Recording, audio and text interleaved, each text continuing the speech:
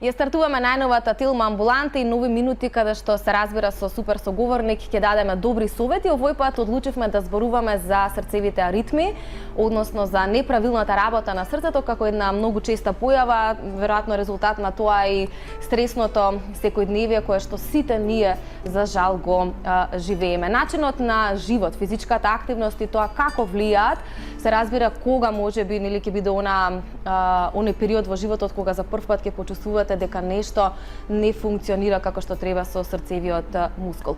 Јас вака лаички, меѓутоа многу поубаво денеска ќе објасниме со доктор Иван Трајков, аритмолог, електрофизиолог од клиничката болница Аџи Бадам Систина. Добре ни дојдовте. Добро најдов. Јас споменав како лајка аритмолог во ред, ама електрофизиолог, малку да ни подобјасните што значи вашата титула? Да, значи зборот аритмија сите ни е јасно, тоа е значи забрзана неправилна срцева работа, а зборот електрофизиолог тоа е нели повлекува од нашето главно испитување, електрофизиолошка студија со кој што ја добиваме аритмијата, ја детектираме, го наоѓаме механизмот на аритмијата и во иста фаза и го лекуваме. Значи со други зборови, прв пат во последниве неколку десетина години имаме можност не со лекови, туку со одредена апаратура, со одредена нели интервенција, не операција, да практички аритмиите ги лекуваме без лекови, што е нели последен хит во светот и во мојава болница Аџи Бадам Систина. Да, тоа се новитетите кога станува збор за вашиот сегмент во медицината? Апсолутно, тоа се релативно најновите новитети воопшто во кардиологија, значи што помалце лекови, како што спомнавте, што подобар здрав живот и редовна секојдневна физичка активност и лекувањето на аритмијата без лекови, ки секој лек си има своја позитивна и негативна страна, повеќе негативна него позитивна. Да. Јас споменав, вие исто така уште еднаш го потенциравте моментот со физичката активност, здравиот начин на живење. Во денешно време кога на Google ќе пишете нешто срцеви аритми и неправилна работа на срце, некако веднаш го поврзува со стрес, ве поврзува со таа недоволна физичка активност. Еве ние изминатиот период слободно можам да кажам дека има некој пораст во поглед на здравите навики кај граѓаните. И ви утрово зборувавме за пливањето, се поголем број на луѓе наутро пред работа пливаат, што е многу добар знак. Меѓутоа ете планинарење, здрави навики, тоа е нешто што би требало да влијае на подобро функционирање на организмот. Колкава е поврзаноста еве со срцевите ритми да се појавуваат можеби и порано од што треба? Апсолутно, свеста на скопјани и македонците воопшто се дигна на друго ниво. Гледате само покрај Вардар колку луѓе има, на Водно е веќе друга, Скопска, Црна Гора. Точаци секој ден, значи низ градов гледаме, еве почнуваат и бициклистички патеки. Спортот е многу битен во така наречено превенција на одредени типови на аритмија. Грубо да кажеме, нели нормалниот срцев ритам во мир, еве сега додека седиме во студио, треба да биде помеѓу 60-80, кога сме малце нели поактивни 90. Секој ритам што е кога сме активни нормално да биде пулсот 102-30, по тоа што не би спортувале апсолутно. Пулсот многу е битно, стално ми доаѓаат во амбуланта кај деца е побрз, односно повисок над 100, кај возрастната популација е поблиску до 60 и тоа е нормално. И редовната физичка активност е тоа што срцето бара, грубо кажано, да го измориме, значи не од седење, компјутер и така натаму, значи бара секојдневна, малтене секојдневна физичка активност со нели адекватна исхрана, поради тоа што пред секој спорт треба адекватно да бидеме нели со вода хидрирани и да имаме одредени калории, поради тоа што при физичката активност ние трошиме калории и секој спорт што трае од прилика 30-40 минути ние мораме да внесеме мала количина на калории за да не би имале зголемена фреквенција, односно срце биење, поради тоа што срцето реагира со забрзување на ритмот и кога е нормално, кога е здраво. Друго е покасно ќе збориме за нешто што не е нормално, апсолутно. Да дефинираме што се срцевите аритми, вака помеѓу народот, нели неправилна работа на срцето, нешто ќе ни застане, па така некако веројатно си коментарите на луѓето кои што ве посетуваат. Така, факторите се нели примерно од срцето и вон срцето. Како што спомнав, нормалниот пулс треба да биде помеѓу 60 и 90, се што отстапува од тоа спаѓа во нешто што би требало да консултираме кардиолог. Многу фактори влијаат, спомнавте физичка неактивност, али значи нивото на анемијата, колку железо имаме во крвта, состојбата на белите дробови, дали имаме некоја хронична болест на белите дробови што не ни дава адекватно да се активираме. Трета работа, состојбата многу битно, посебно кај женската популација, состојбата на тироидната жлеза, кој што е огромен фактор за појава на аритми. И тоа се најчистите фактори кои што и други одредени, нели, ендокрини, метаболни заболувања кои што можат директно или индиректно да влијат кај посебно кај хронично бубрежните болни. Тоа е дел кој што е се вон срцето. Во срцето, значи срцето вака грубо кажано е составено од три дела, има мускул, има крвни садови и спроводен систем, тоа електриката на срцето, односно кај што потекнуваат аритмиите. И тогаш е најчесто проблемот во тоа. Едно е кога имаме проблем со мускулот, тоа е другиот делот, нели прво треба основата на аритмијата да ја лечиме, мускулот или се крвните садови, тоа е ангина пекторис и ред други болести.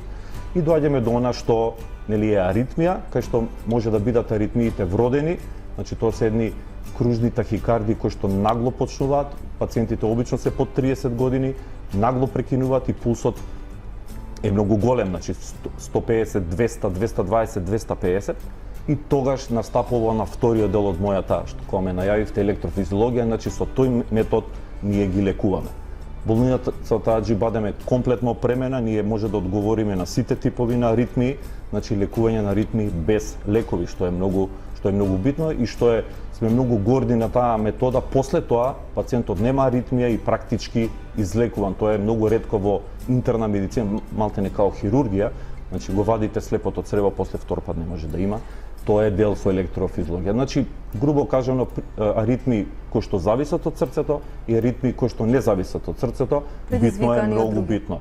Ова што спомнавте најчесто исто се појавуваат ми како да ми подрипнува срцето, како нели неправилно ми работи така натаму, тоа се фактори кои што срцето не е компјутер што не може да сгреши 1, 2, 3, 4 екстрасистоли.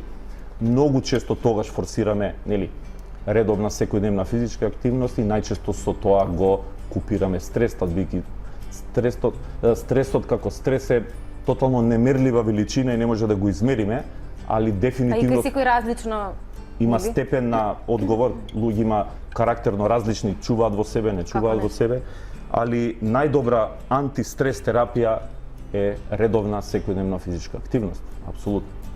Рековте вродените срцеви аритми од прилика околу 30 на, да речам, таа возрастна категорија се појавуваат.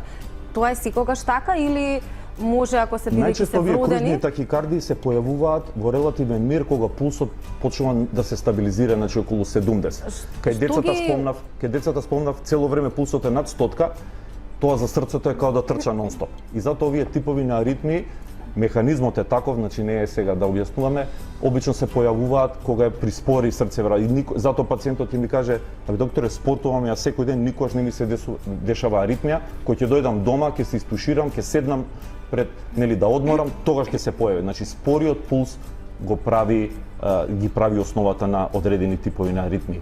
Чудно е да, нели, кружните нели вродени, па не ми се појавиле до 18-20 години и од еднаш не, тие цело време постојат, туку системот друг на организмот, нели, до 18 години е на едно друго ниво и тогаш има помалку екстрасистоли. Екстрасистолите се појавуваат кога пулсот ќе се смири околу 60-70 и тогаш се активираат. Тоа е едното објаснување, ги има и ке мали деца, мислам, да се разбереме, значи има деца кои што се и до 1 годишна возраст, кои што ги имаат овие тип на аритмија, па тогаш е процесот на лекување апсолутно друг. Ако не се вродени, може да се стекнат во текот на животот. Веројатно причините се сите овие кои што претходно ги споменавте. Да. Меѓутоа, кога најчесто се случува? Најчестата, нели, од стекнатите е нерегулираниот покачен крвен притисок. Втора работа е болест, реков, на крвните садови, тоа е коронарна артеријска болест, тоа е болест, значи, на крвни садови и болест на мускулот, значи некои воспалителни процеси кои што можат да тоа се стекнати, тоа се аритмии кои што бараат лекови, различни типови на лекови, некогаш и комбинација на одредени лекови, али и кај тие аритмии кои што се истекнати, електрофизиолошката студија многу помага, значи, во тие горењето на така наречени фокуси, кои што се како последица на одредена болест, има големо влијание комбинација на лекови тоа. Има решение скоро за 99% од сите аритмии, апсолутно. Да, тоа е добро да се знае. Затоа и денеска сме тука да информираме нашата публика. Уште едно потсетување, знаете дека вашите прашања можете да ги поставувате на телефонските броеви кои што се испишани долу на кајронот или пак на нашата Facebook фан страница Утринска на Телма. Ке може ли малку да го подобјасниме моментот на електрофизиологија, односно како се тоа изгледа, како изгледа самиот процес? За да се обави една електрофизиолошка студија, сигурно треба прво една опрема која што е адекватна, која што ја имаме во мојата болница. Тоа не е операција, тоа е нели дијагностичка процедура, безболна, боли као крв да ви земат, кој што во прва фаза се постуваат одредени сонди нели преку венскиот систем или преку артерискиот, зависи типот на аритмијата, се предизвикува аритмијата клиничка, пациентот цело време разговараме и после тоа во фаза цело време болка нема, тоа е среќната околност бидејќи крвните садови од натрешната страна немаат рецептори за болка и ние тоа го користиме. А и е битно да е свесен пациентот поради тоа што ќе ни каже дека докторе сега оваа таа аритмија што ја имав предвадена 3-5, значи да ја грубо кажеме добиеме секојдневната клиничка аритмија, да ја добијам јас во практички под моје диригентство да ја добиеме аритмијата и во фазата таа ја практички со енергија од батерија, грубо кажано, со многу мала енергија се воведува топлина малце во срцето, тоа е негде 40-50 степени, што не е битно и лекувањето трае 1 до 2 секунди и после тоа пациентот излекува. Со само еден третман? Само со 1 до 2 зависи, нели, со 1 до 2 апликации, дека најчесто се работи за еден дополнителен пат кој што се гори на почетокот и на крајот.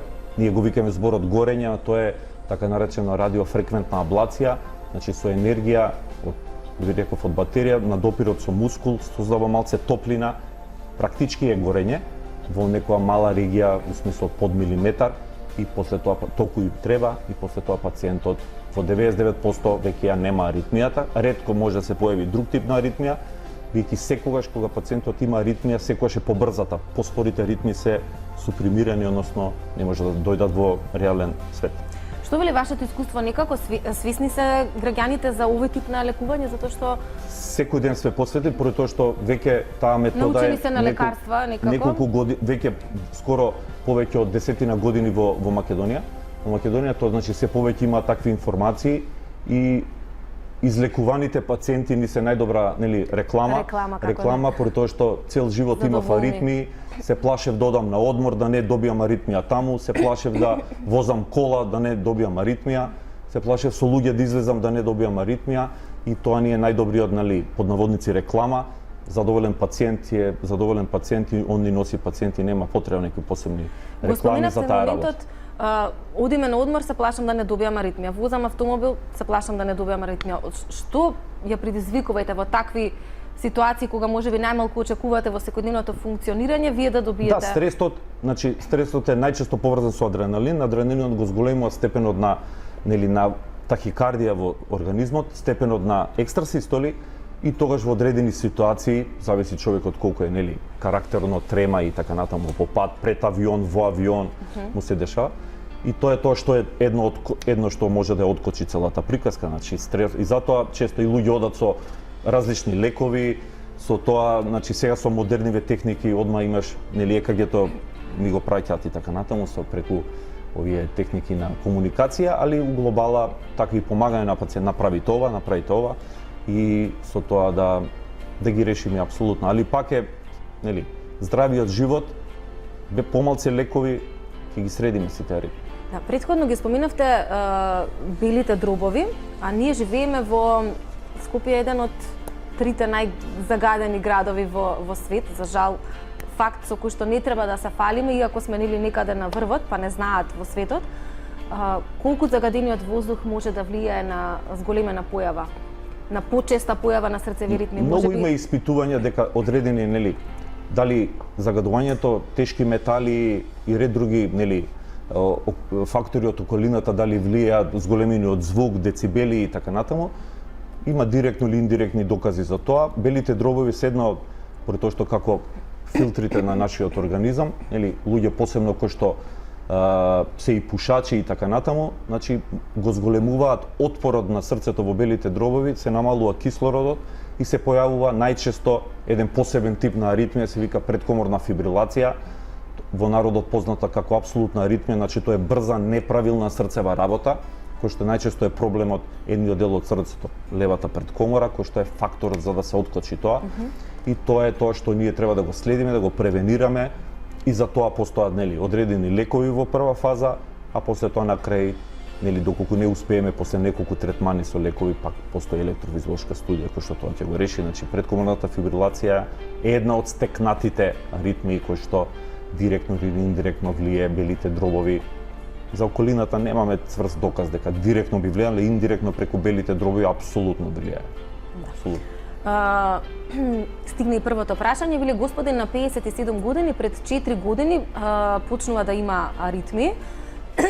Вели двојни екстрасистули, терапија Конкор 1 наутро. Коронографија е направена пред 4 години, уредна е, меѓутоа сепак се појавуваат аритмиите. Преку ден додека е активен ги нема, меѓутоа навечер при одморање се појавуваат. Тоа е најчестото прашање, зашто доктори ги немам кога сум активен. Тоа е одговор апсолутно да почнем од позади на прашањето на здраво срце, бидејќи доколку се работи за болно срце, при физичка активност како што ја зголемуваме физичката активност, доколку се работи за болно срце, така аритмијата ќе стане се поголема и поголема. Кај господинот што се јави, нели направена е коронографија, тоа е да се исклучи факторот крвни садови, дали се фактор. Најчестите тие екстрасистоли, така наречени брадикардични, се како последица на нели лесна или физичка неактивност. Додавањето на претходно цитираниот лек, тоа е бета блокер кој што углобала го успорува ритамот и најчесто со прекинувањето на лекот имаме поголем ефект него со додавањето, бидејќи пациентот си доаѓа во некоја нормална негова фреквенција и нормалната фреквенција е тоа што го штити, а не по секоја цена да ја намалиме.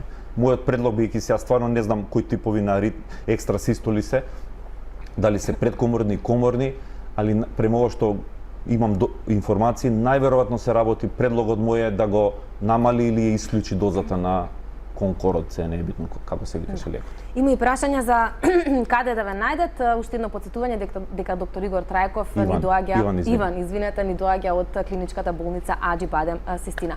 Колку срцевите аритмии се често појава кај нас? Па тоа е најчестиот фактор за консултација кај кардиолог. Значи поради тоа што независно од години, независно од возраст, независно од професија, значи најчесто пациентот се жали во прва фаза и некојаш е голем предзнак за друга поозбилна болест, значи одредени екстрасистоли, одредени типови на екстрасистоли и аритми. Значи најчеста причина кардиолошка и еве и во Аџи Бадем Систина е зошто консултираат кардиолог, посебно по младата популација, што е добро, нели, бар да консултираат, бар да се консултираат кардиолог, бидејќи оние превентивни прегледи ние правиме кај сите ЕКГ, ама ЕКГ-то секогаш се прави во мир и не е реалната слика од аритмолошка гледна точка, поради тоа што аритмиите многу често се појавуваат при одредена провокација. Тоа би било многу при одредена провокација, мислам, нели, дали во сон, дали и затоа ставањето на одредени испитувања, така наречен 24-часовен холтер, тоа е снимање на ритмот 24 сата, 48, така најдобро добивате слика, да, имаме слика пореално, бидејќи во амбуланта кој ќе ни дојдат, човекот има трема, нема состојбата на бел мантил, пулсот е секогаш малце. Тоа си влијае. Да, и не добиваме реална слика на она што е реално дома, на работа и ред други работи. Да. Уште едно прашање, вели госпоѓа на 64 години, обструктивна хипертрофична кардиомиопатија. Сега со терапија ќе се обидам соталол 2 пати по 80 мг дневно и една таблета леркамиблин.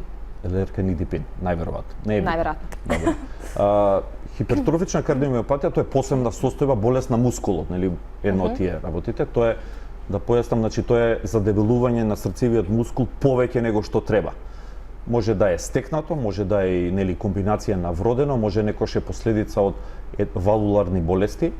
Еден од лековите при лекување е соталолот, тоа е исто еден тип на антиаритми кој што е, нели, малце со поширок спектар на дејство на врз антиаритмите, доколку помага, да, обично се третираат со други лекови. Еве и оставам на господјата да дојде да видиме кој тип на хипертрофија, бидејќи има неколку подверзии на хипертрофија, дали е последица таа хипертрофија на покачен крвен притисок, бидејќи тогаш треба да го лекуваме многу по-добро крвниот притисок. Воспротивно, соталолот е еден од лековите, треба да се види апсолутно. Обично не е прв лек на избор. Претпоставувам колегите пробале со други лекови па дошле до соталолот, бидејќи соталолот никогаш не е лек на прв избор. стојам на услуга кога сака да се јави господјата од утре. Уште едно потсетување, Ади Бадем Систина, местото каде што можете да го најдете доктор Трајков.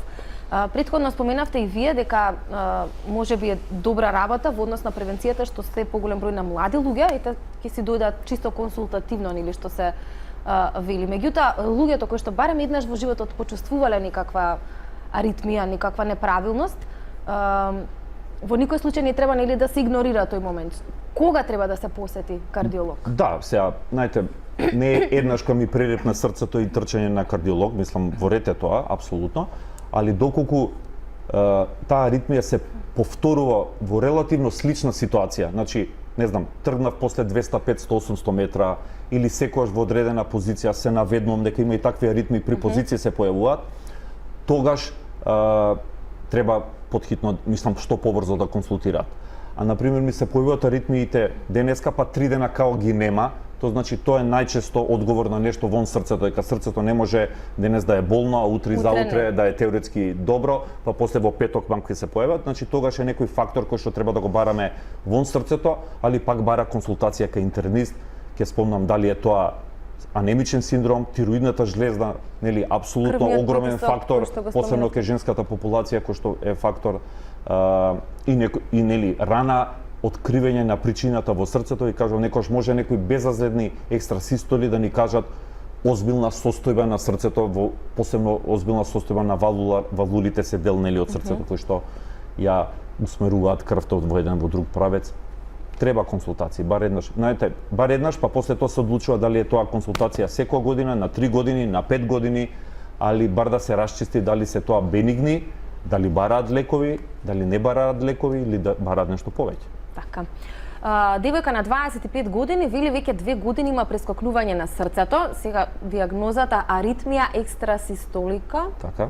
Добро, вели била на лекар, меѓутоа докторот ја кажал дека има здраво срце и дека аритмиите што ги има се безопасни. Во моментов има терапија атенолол 25 мг дневно. Прашањето е дали да ги конзумира таблетите и дали можете да имаат негативно влијание на бета блокер пак ја атенолол од таа иста група, све од една иста група пијат само различни лекови. Добра. Најчесто не е лек кој што ќе ги среди тие екстрасистоли, ке млади девојки под 25 години, предпоставувам дека најчесто се екстрасистоли предкоморни, кои што бараат друга група на лекови, ама пак со таа доза од 25 мг минимална, повеќе би сугерирал, нели, во отсуство на болест на срцето, да господјата провери тироидна жлезда и да биде активна, апсолутно. Поради тоа што стварно зборот екстрасистоли е доека, знаете, во кардиологија, посебно аритмологија, ние не разговараме аритмолозите доека не видиме на ЕКГ, БКГ, тоа ние личната карта на срцето. Многу ни покажува, многу ни усмерува, поради тоа што субјективно чувство на прескакање на аритмија е добро и тоа е добар знак за да дојдат во амбуланта. Ама не секогаш значи... Да, полоши се пациентите под наводници кон себе полоши за оние што има одреден тип на аритми кои што се тотално асимптоматски, посебно таа предкоморна фибрилација која што е многу озбилна аритмија, една аритмија која што најчесто предизвикува мали тромчиња и е најчеста причина за најнесаканиот исход на таа аритмија мозочен удар. И кај тие пациенти, и затоа бараме на сите прегледи ЕКГ, за да ги најдеме асимптомати, значи пациентите без симптоми се полоши кон себе нега пациентите со симптоми. Симптомот е одбрамен механизам, болката е одбрамен механизам, тоа е треба да отидеме, значи кашлицата е одбрамен механизам, треба да се јавиме на доктор.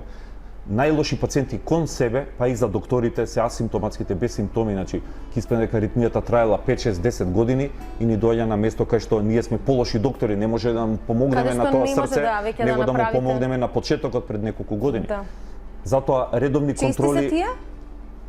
Скоро 25% од пациентите имаат асимптоматска аритмија, таа аритмија за среќа е на повозрастната популација, значи над 55-60 години и затоа што повеќе кога одите кај матичен лекар, побарајте ЕКГ да ви направат, па и да е тоа нели почесто, поради тоа што таа аритмија некогаш не е ни во текот на 24 сата, што е грубо кажано уште полошо, например неколку сати во денот таква аритмија е полош прогностички знак и за жал нели крајниот исход е многу лош, е мозочен удар кој што нели си ствара други последици, пациентите остануваат нели дај Боже да помине све како што треба, многу често се нели инвалиди, кој што е проблем повторно фамилиарен и раѓа друга ситуација.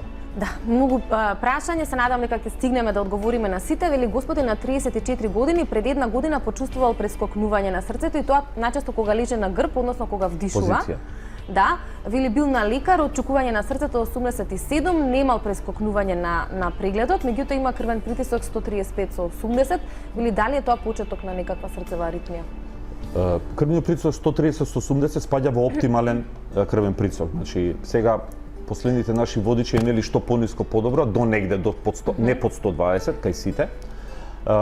Повремени очекувања во легнување и така натаму, пак ќе ги поврзам за релативно поставка здраво срце, бидејќи лошите аритмии се активираат при физичка активност, што е добро тоа да знаат пациентите. Треба еден холтер 24 часовен да го видиме во сон какви се тие, бидејќи во релативен мир му се појавуваат без лекови до сега, доека не ги видиме. Давање на антиаритмици на слепо без ЕКГ доказ спаѓа во одреден тип на лекарска грешка. Значи не сме подобри доктори, бидејќи секој лек колку има добри, има уште повеќе лоши елементи. 47 годишна госпоѓа, вели тахикардија 210 во минута, терапија Конкорд, така? Добро. Предложена е радиофреквентна аблација. Тоа е. Што да се превземе? Да се јави на радиофреквентна аблација. Ритамот над 200 и нешто, со лекови тешко иде, се работи. А што е радиофреквентна аблација? Тоа е електрофизиолошка студија. Тоа е. Добра. Со други зборови, значи према фреквенцијата се работи за така наречена предкоморна коморна кружна тахикардија. Успехот на лекување малтене 100%, се нели во медицина па и во све нема 100%, да. Али успехот на мојата екипа, ние сме двајца доктори на Владжи Баден Сиртинта, ја и доктор Ковачевиќ, ви кажувам искуство од повеќе од 1000 пациенти во овие години што ги имаме. Успехот за овој тип на аритмија, сега да го видам ЕКГ-то, значи не зборам, али успехот е скоро 99%. Најлошо што може да се направи од електрофизиолошка студија е ништо да не се направи теоретски, при тоа што се работи со катетри преку вена, треба да дојдеме до срцето, теоретски да не може да дојдеме, ама према фреквенцијата и према најверојатно се работи за така наречена предкоморна тахикардија од десната предкомора, кој што излекувањето е скоро 100%, кога сака ви стојам на услугата на господјата. Конкород не е лек, поради тоа што конкород може да направи, го успорува ритамот и стануваат аритмиите почести, без лекови. Постојат ли категорија на пациенти кај кои што не смее да се примени како рековме, радиофреквентната аблација или да? Нема контраиндикација. Дали може би бремени жени, помали деца, да, значи, во тој аспект? Опремата што имаме во Македонија и најчесто во светов користи рентген апарат.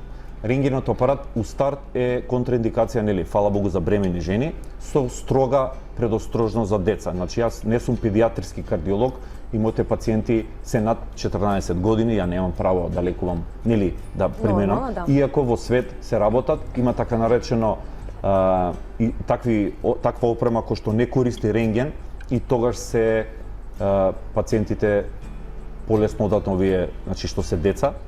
Очекуваме таква опрема и во Македонија. Не е тоа нешто проблемот во техниката, туку е во системот на снимање, значи не користи рентген, туку користи друг тип на снимање. А во свет се повеќе има такви типови на аритмии кои што и за време на бременост се решава аритмијата. Дури има и детето уште непородено, ако има тип на аритмија, може и така, се применува електрофизиолошка студија на детето во мајката, кој што е, нели, врв на електрофизиологија, да практички детето се излекува пред да се роди. Што е вака малце science fiction до пред неколку години, али се повеќе на нашиве конгреси има такви, нели, тоа се кейсови, значи поединечни случаи, али има. За бремена жена кој што имаше интервенција, сум гледал пред кога бев на еден дел од мојата едукација, кој што заврши одлично, значи кој што жената не сакаше да чека да се породи, иако имала и предбременост. Ова е само што еден доказ дека медицината навистина со брзо темпо се развива и оди. Ја користиме техниката и технологијата, бидејќи без нив не можеме. Сега се материјалите многу добри, елегантни, тенки, без повреда. Порано било проблем на почетокот, биле груби, имало несакани ефекти, повреди на крвни садови, така натаму. Сега за сега, бар од моето искуство и мојата екипа комплетна, Протоа што тоа се двајца доктори, 3 сестри, еден техничар, тоа е една екипа која што ние 6-7 луѓе гледаме во иста точка, се консултираме, секој си дава свое мислење, така шансите да погрешиме и шансите да не се многу помали, бидејќи секој си ја знае својата работа, еден тим кој што работиме 15 години заедно и успехот затоа ни е таков како што ни е. Госпоѓа на 45 години вели пред 3 дена имала силна главоболка, околу 10 на минути, срцето вели како да ја работело успорено, јазикот се плиткал, ливата шака е утрната за време на тие 10 минути. Се напила чај, поминала главоболката, меѓутоа бидејќи има низок притисок, мислела дека е поради тоа. Прашањето е дали е можно сето ова да алудира на некаква срцева аритмија? Малку веројатно, може да претходило, иначе ова се еден од знаците за така наречен транзиторен мозочна приказка, поради тоа што утрнување на лева или десна рака, значи така наречена латерализација лево или десно, со пореметување на говор, со и така натаму, со паѓање на пулсот, што е многу типично, треба консултација со невролог. Господин на 36 години, вели трета година поред како има екстрасистоли, му се појавуваат при напор, пред 6 месеци направил контролна ергометрија и немало прескокнување на срцето. Во моментов взема седативи, прашува дали може да се занимава со физичка активност, со спорт. Сега има две работи, значи нели екстрасистолите се потенцираат при физичка активност, на направил ергометрија, тоа е одење на лента или на точак, небитно која техника, кој што трае 10 минути, што би теоретски требало да имитира физичка активност, а тогаш ги немало. Тоа значи евентуално нели повторување на испитувањето у смисол на холтер мониторирање, да видиме стварно дали се тие во реална, бејќи пак ја кажам, некогаш испитувањето во болница е нереално во однос на дома, значи ставањето на холтер 24 часовен ќе ни даде пореална слика, со голема веројатност дека господинот може да се бави со спорт, ама да ги видиме, поради тоа што спомнал во почетокот на прашањето дека екстрасистолите се при физичка активност, тоа бара некојаш испитување плюс, апсолутно. Госпоѓа на 74 години чувствува болка во градниот кош, болката преминува нагоре кон вратот, се до ушите и до ушните школки, вели кога ќе ја допрат ја болат. Дали тоа има некаква поврзаност? Се болката во градите што се качува до вратот на Долна Вилица, еден од знаците на така наречена ангина пекторис, кој што мораме тоа да го расчистиме, тоа значи бара ЕКГ и коронарен стрес тест да видиме.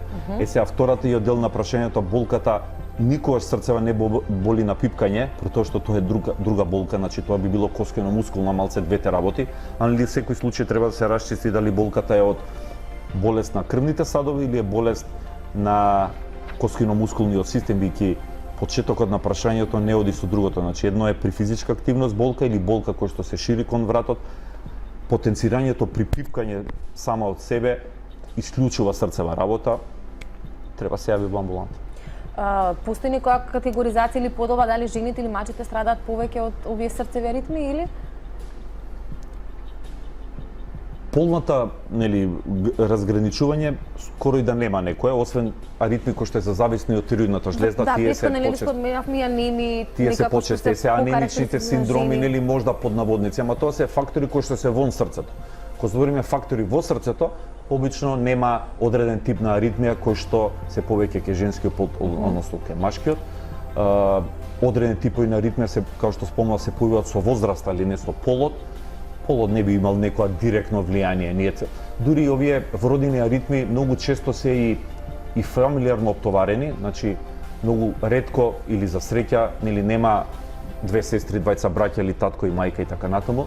Има значи цел лист на аритми кои што се фамилиарно зависни. Тоа се посебни болести на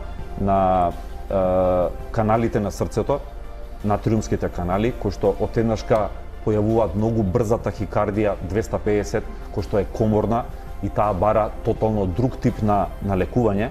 Тогаш лекувањето најчесто е со поставувањето на посебен тип на пейсмейкер, така наречени дефибрилатори, што пациентот ќе ја модифицира аритмијата од внатрешна страна со додавање на енергија. Постојат и нели посебни типови на такви девајси, односно пейсмейкери кои што тоа го решават. Дека уопште зборот пейсмейкер е кој што е дел од мојата работа секојдневна, нели е лекувањето на спорите срцеви ритмови, значи не тахикардиите, поради тоа што зборот аритмија не значи дека мора да е тахикардија, дека зборот тахикардија е над 100 удари у минута. Све што е под 100 удари у минута не требало да го крстиме во тахикардија, тогаш нели влегуваат во како лек на избор одредени типови на така наречени срцеви стимулатори, тоа се песмейкери кои што во Аџибаден ги ставаме секој ден, и тоа се лекувањето на спорите аритмии, значи тоа се неравномерен пулс, исто аритмија кој што е под 50. Тогаш секогаш треба да дое апсолутно, ако пациентот примети пулс под 50 во мир и неравномерен, тогаш е високо веројатно дека се работи за одреден срце блок и тогаш лекувањето пак не е одредена таблетка, туку лекувањето е ставањето на таа така наречен срцев стимулатор кој што ќе му помогне и животот со песмейкер е комплетно нормален. Еве се на последниот маратон во Скопје, двајца мои пациенти со песмейкери го истрчаа целиот маратон. Тоа значи дека животот со песмейкери не да е квалитетен, односно е нели без никакви рестрикции, и последните типови на песмейкери што ги ставаме се комплетно магнетно резистентни. Тоа значи во животот ако му треба и некош испитување магнетна резонанца, може комплетно да се направи, поради тоа што старите системи имаше, нели, тоа не го дозволува од X причини. Да. Ова е важно да се знае, впрочем и една од целите на денешното гостување да знаат гледачите дека срцевите ритми нема потреба да ги лекуваат со лекарства, дека може да некогаш и долготрајното лекување со лекарства, а една од страна е губење на време, не толку да му оштетиме нешто на срцето и тоа се дешава, туку квалитетот на животот, значи пациентот чекал 5, 10, 20 години релативно без потреба, а од друга страна долгите аритмии и честите аритмии знаат да го оштетат срцето, уште повеќе знаат антиаритмиците лековите да го оштетат срцето и за жал онаа претходно кажаната аритма е предкоморна фибрилација која што може да направи тромб и мозочен удар. После е касно враќањето назад. Прашањето ми беше дали после направен еден или два третмани, рековте од прилика, нели во зависност од состојбата на пациентот, може да се излекуваат срцевите аритмии. Меѓутоа, колка би се шансите истите понатаму во животот повторно да се појават? Овие кружните тахикардии, како што господјата рече, таа 210 удари во минута, таа веќе не се враќа. Значи, она може да има и покачен крвен притисок, може да има и грип, може да има и све, али тој тип на аритмија нема да се врати. И јас ви кажувам, значи, веќе имаме искуство скоро 15 години што пациенти нели доаѓаат и веќе немаат аритмија. Значи, после таков третман. Светското искуство е негде 20 години. Ние во Скопје имавме среќа, првата интервенција правена многу рано, 93 година, имавме таква среќа да тоа се направи, нели, докторот надвор, ама ние многу брзо активиравме тим со 4 доктори кои што тоа, нели, ова зборам на клиника за кардиологија, па сега се префрливме, нели, во Аџибаден Систина. Значи имаме искуство македонско веќе 5-16 години, 20 кои што не може да ни го земат. Така. Госпоѓа на 85 години вели аритмија од прилика чувствува еднаш месечно, трае дури и по 2 часа, многу брзо прескокнува срцето, кардиологот не нашол ништо, ЕКГ има направено веќе 3 пати поред, што да прави бидејќи на лекари рекле да оди само кога ќе се јави проблемот. Кај пациенти над 80 години, тоа е, нели, посебна категорија, не како, нели, посебна, туку зборам како возрастна категорија, поради тоа што организмот е 80 и нешто години. Тогаш шансите да се добие таа предкоморна фибрилација, кога ја осеќат, кога не си осеќат, е практички, грубо кажано, и 50% од пациентите имаат. Кај тие пациенти, дури да не се фати на ЕКГ, а симптоматски кажува, улогата на одредени лекови, така наречени антикоагулантни лекови, значи лекови кои што ќе спречат стварање на тромб, е повеќе него добродојден, бидејќи на тие пациенти на 80 години, ако добијат мозочен удар, е, нели, многу комплицирана ситуација. Тоа значи треба да се даде терапија. Ова е релативно една од ретките индикации кај што треба да дадеме превентивно антикоагулантна терапија и превентивно одреден антиаритмик, со тоа да овде ќе помогне многу холтер мониторирањето, поради тоа што следењето во 24 сата се големи шанси да ја фатиме аритмијата, бидејќи таа спомена правило 3 пати, ЕКГ до сега нема ништо. ЕКГ тоа е, знаете, ЕКГ тоа е како слика во моментот. Значи ние може сега да се сликаме и тоа е во моментот. Не кажува ЕКГ-то како бил ритмот пред 2 минути или 3 минути или 8 минути. Холтер мониторирање 24 сата многу ќе помогне на пациентот. Госпоѓа на 34 години има проблем со прекумерна срцева фреквенција, терапија атенолол, половина таблетка на ден, меѓутоа срцето вели понатаму чука 100 удари во една минута. Терапијата е покачена на цела таблета, меѓутоа се чувствува вкочаната и понекогаш чувствува болка во градите. Тие бета блокери пак атенололот, значи господјата према што спаѓа во така наречена неадекватна срцева фреквенција, тоа значи неадекватна за физичката активност, претпоставувам, значи кај незе мора неколку работи да се исклучат, значи повторно анемичен синдром, тироидна жлезда и приморно срцево заболување, значи ни треба ехокардиографија да видиме, значи тоа е третиот што не го спомна до сега, многу ни кажува посебно кај болест на мускулот као таа хипертрофична кардиомиопатија, поради тоа што давањето на бета блокер а не го покажува ефектот, бидејќи знаете, мора се даде лек за да го видиме ефектот лекот. Лековите бета блокер како атенололот, ефектот е брадикардија. Кај господјата се уште не е постигната брадикардија, тоа значи или лекот не и помага, значи е погрешен, или е некоја состојба која што е вон срцето, па затоа лекот не помага. Тироксин, анемија, ехо на срце. Да се другите. Апсолутно. Да, причинители, можни причинители.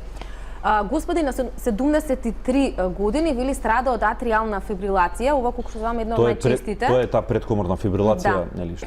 Вели постојана аритмија, блоксан и за таблети и за притисок, по шема лекови за антикоагулација за крвта, диагноза срцева мана на ливата пред комара. Што да се превземе? Сега, лекувањето према ова, тоа е еден од тип нели на така наречена хронична апсолутна аритмија или предкоморна фибрилација, пациентот е нонстоп во аритмија, нонстоп во неправилна срцева работа. Нонстоп неправилна срцева работа создава така наречена болест на таа лева предкомора, атриалниот дел се проширува левата предкомора и цело време аритмијата не може да излезе. Има решение, нели, прво треба антикоагулантна терапија како што прима тоа по шема, што меѓу другото треба добро регулиран крвен притисок и регулирањето во така наречена хронична предкоморна фибрилација има решение со тоа да составањето на срцев стимулатор песмейкер ќе надмине таа аритмија и со мала електрофизиолошка корекција на еден дел од срцето ќе има апсолутно ритам, пулс 60-70 како што ќе го наместиме песмейкерот. Ова го кажам од повторно негде скоро 500 пациенти кои што сме ги направиле во последниве години во Македонија, така наречено ablate and pace, тоа значи треба да се изгори едно мало дел од срцето, со ставање на песмейкерот пациентот ќе има максимум квалитетен живот. Го чекам да се јави. Одлично. Аџи Бадем се стигна местото каде што можете да го најдете доктор Трајков. Се потрудивме да одговориме на голем дел од прашањата, ќе ни извинат оние кои што можеби останаа неодговорени. Сепак толку не е минутажата. Јас од големиот број на прашања кои што стигнаа доктор Трајков, значи имаше девојки од 20 на години, 30 до или како рековме госпоѓа на 80 и некоја година. Баш така, као да сме ги нарачале, значи ги покривме скоро сите типови на аритмии. Мислам дека бевме јасни дека има решение. Тоа значи, да, има решение, меѓутоа значи дека е многу честа појава и дека страда буквално баш најчеста причина најразлични генерации. Баш така, значи од детска возраст до пациенти над 80 години. Како што кажав, најчеста причина нели за консултација кардиолошка, што е добро и е што е најдобро на крај, нели, има за најголем број на пациентите идеално решение со мала нехируршка интервенција, што е многу битно дека пациентите нели не сакаат хирургија, тоа е зборам еден ден у болница и после тоа дома. И нормално функционирање. Максимум функционирање. Да. Совет за крајве. Што би кажале? Ние споменавме дека важно е да превенираме со овој разговор денеска. Го споменавме и стресот и физичката активност како многу важни и клучни фактори, меѓутоа кој би бил вашиот совет? Септември е ден на срцето. Значи секогаш последниот сабота од годината е светскиот ден на срцето, оваа година е 29 септември, кај што логото секој има ново лого. Логото е сега као дајте му надеж на срцето, нели преведено, со тоа да надеж у смисол нели здрав живот, правилна исхрана, редовна физичка активност, регулирање на телесна тежина, редовни контроли кардиолошки 1, 3 или 5 години, све зависи од ситуацијата. И на мали симптоми релативно побарете кардиолошка консултација, па ако е добро и докторот е задоволен апсолутно. и дека за овие типови на аритмија, и спорите срцеви аритми, и брзите срцеви аритми, и во Македонија, посебно еве во Аџибадем Систина, имаме одговор на 99% од аритмиите. Единствен проблем кога ќе ги решиме, ги губиме кога пациенти ги гледам на Вардар или на Водно, што е одлично, али веќе не спаѓаат во зборот пациент. 29 септември, дајте му надеж на срцето, значи бидете активни, телесна тежина и немој да го рипате до ручекот за пред спорт. Земете калории. Ви благодарам многу, супер совети. Нека не ве плаши посетата на кардиолог при нели најмало сомневање дека нешто не е во ред со вашето срце. Задолжително посетете кардиолог, макар и превентивно да влијаете, и ете да ги важен овој разговор денеска за да дознаат луѓето дека не секогаш нели можете да си ги лекувате срцевите ритми со медикаменти, односно со лекарства. Можете тоа да го направите на начинот на кој што ви објасни доктор Трајков и со само 1 до 2 третмани да имате решение. Ви благодарам многу за убавиот разговор, за одличните совети. Доктор Трајков можете да го најдете во клиничката болница Аџибадем Систина. Ви благодарам за вниманието и поздрав до некое следно дружење.